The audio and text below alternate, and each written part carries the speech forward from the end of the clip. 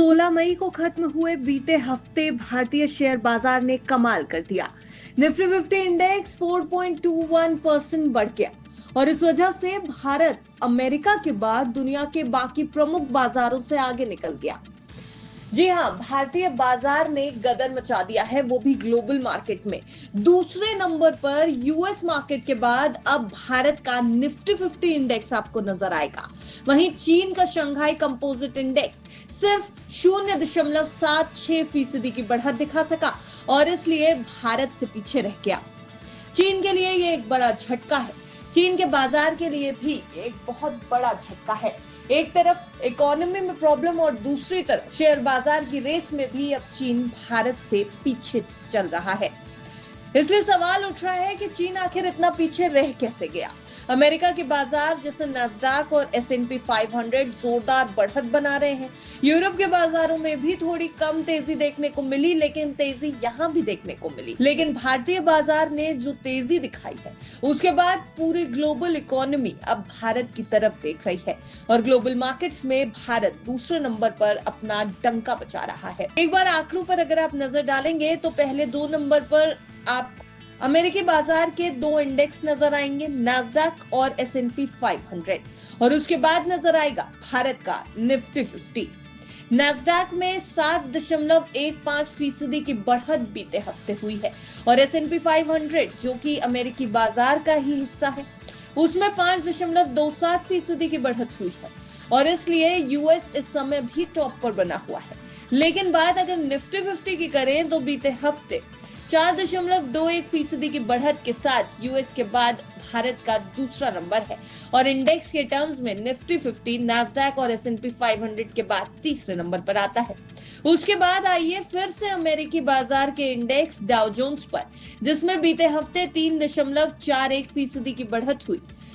5वें नंबर पर है हैंग सेंग जो कि हांगकांग के बाजार का इंडेक्स है और 2.09% की तेजी दिखा रहा है। साउथ कोरिया के कॉस्पी में 1.92% की बढ़त देखी गई। वहीं फ्रांस के CAC 40 में 1.85% की तेजी। ब्रिटेन के FTSE 100 में बीते हफ्ते 1.52% की तेजी देखी गई।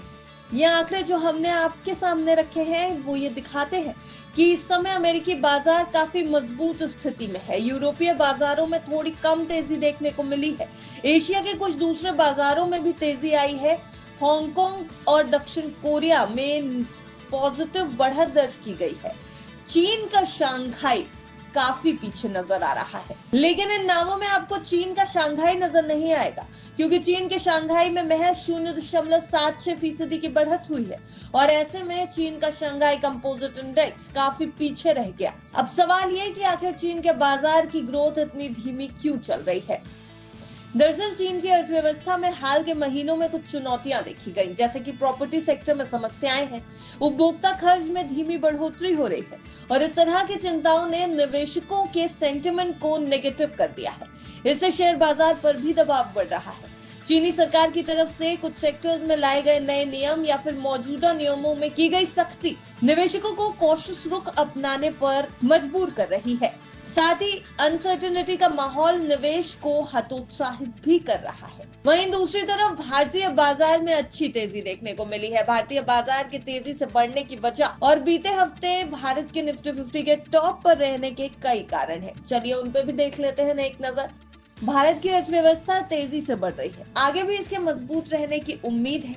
ये निवेशकों को अट्रैक्ट भी कर रही है और भारतीय कंपनियों के हालिया तिमाही नतीजे बेहतर रहे हैं। इससे निवेशकों का भरोसा बढ़ा है। भारत में विदेशी निवेश का भी अच्छा इनफ्लो देखने को मिला है। इससे शेयर बाजार में तेजी आती नजर आ रही है। भारत में अगर देखा जाए तो घरेलू मांग मजबूत बनी हुई है जो कंपनियों के परफॉर्मेंस को सहारा देती हुई दिखाई दे रही है। तो कुल मिलाकर अगर देखा जाए तो ग्लोबल और घरेलू अनसर्टेनिटी के बावजूद बाजार ने पिछले 1 महीने में मजबूत प्रदर्शन किया है कि बाजार अमेरिका के साथ चल रही ट्रेड डील और टैरिफ के अलावा जियोपॉलिटिकल टेंशन्स के कम होने की उम्मीद से लगातार चल रहा है। वैसे अगर देखा जाए तो कोटक ने इस हफ्ते कहा है कि भारत और पाकिस्तान के बीच तनाव में कमी से निवेशकों के नेगेटिव सेंटिमेंट सीमित रहेंगे, जिससे रिस्क, कम इनकम ग्रोथ, इनकम में गिरावट और हाई टैरिफ के बीच अनसर्टेनिटी के तौर पर बाजार काफी स्टेबल नजर आता है। शेयर बाजार में पिछले कुछ दिनों से शानदार तेजी तो दिखाई दे रही है। निफ्टी हाल ही में 2500 के स्तर के ऊपर भी पहुंचा था।